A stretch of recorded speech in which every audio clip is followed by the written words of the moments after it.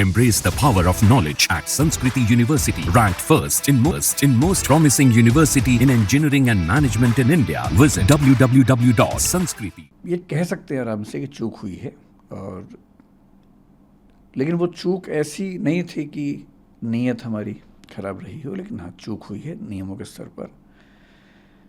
Interesting बात या विचित्र बात ये है कि अगर आप मुझसे पूछें कि दिल्ली में कितने कोचिंग इंस्टीट्यूट्स हैं, मेरा ख्याल है कि उनकी संख्या कम से कम 1000 तो होगी ही, शायद ज़्यादा होगा, 2000 भी हो सकते हैं, ज़्यादा भी हो सकते हैं। जो नॉर्म है फायर एनओसी की, एजुकेशनल बिल्डिंग की, अगर आप मुझसे पूछें कि दिल्ली में कितनी बिल्डिंग्स के पास हैं, मेरा अनुमान है कि 2000 में से शायद एक के पास भी नहीं है। एक के पास भी नहीं। जी, ध्यान रखिए मैं जो कह रहा हूँ, fire NOC for educational building. Fire NOC कई तरह के होते हैं, अलग अलग कैटेगरीज में होते हैं, अलग अलग चीज़ों के लिए बने होते हैं। ऐसा नहीं है कि कोशिश हमने या बाकी इंस्टीट्यूट्स ने नहीं की, पर क्या होता है कि जब कोई हादसा होता है उसके बाद मोटी मोटी चीज़ें सतह पे आती हैं कि फायर एनओसी नहीं था, या ये नहीं था, या वो नहीं था, और जनता का आक्रोश फट पड़ता है। उसके पीछे की वजहें क्या हैं, परिस्थितियाँ क्या हैं, वो सोचने के लिए, समझने के लिए धैर्य चाहिए, समय चाहिए। तो मैं असल में 3 दिन से ये भी चाह रहा था कि पहले सारी स्थितियाँ सामने आ जाएं, क्योंकि 1-1.5 दिन तक तो ये स्पष्ट नहीं हो रहा था कि कितने बच्चे थे, क्या स्थिति है। धीरे धीरे चीज़ें स्पष्ट हुई, तो फिर आज ये मीटिंग हुई, तो मेरा ख्याल है कि अब हम उन सब बातों पर ज़्यादा स्पष्ट रूप से बात कर सकते हैं।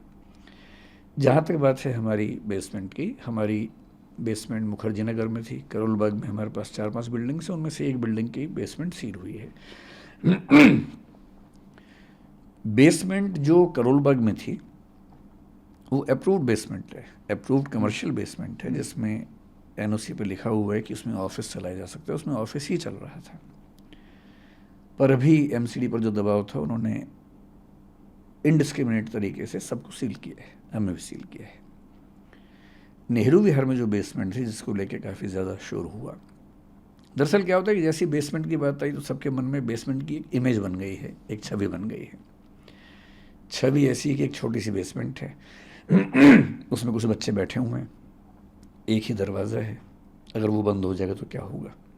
एकदम जायज़ बात है। जो नेहरू विहार की बेसमेंट थी वो किसी घर की बेसमेंट नहीं थी, वो एक कमर्शियल मॉल है, उसकी बेसमेंट है, बहुत बड़े आकार की बेसमेंट है।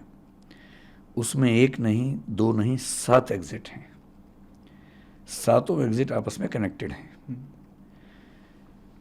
उसमें क्लासरूम्स थे, हर एक क्लासरूम के अंदर मैप लगे हुए हैं कि किसी भी इमरजेंसी में आप कहाँ कहाँ से बाहर निकल सकते हैं।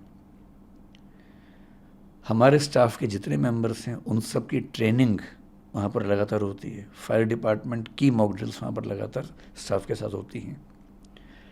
मैं अपने होशो हवास में ये बात कह रहा हूँ कि हमें 3 दिन पहले जो इंसिडेंट हुआ उसके पहले ये एहसास था कि वो बेसमेंट शायद दिल्ली के सबसे सेफ इंफ्रास्ट्रक्चर्स में से एक है, क्योंकि जहाँ तक फायर की बात है, और वो बिल्डिंग बनी है नेशनल बिल्डिंग कोड के जो लेटेस्ट प्रतिमान है उनके हिसाब से, क्योंकि वो बिल्डिंग हाल ही की बनी हुई, 10-12 साल पहले की बिल्डिंग है।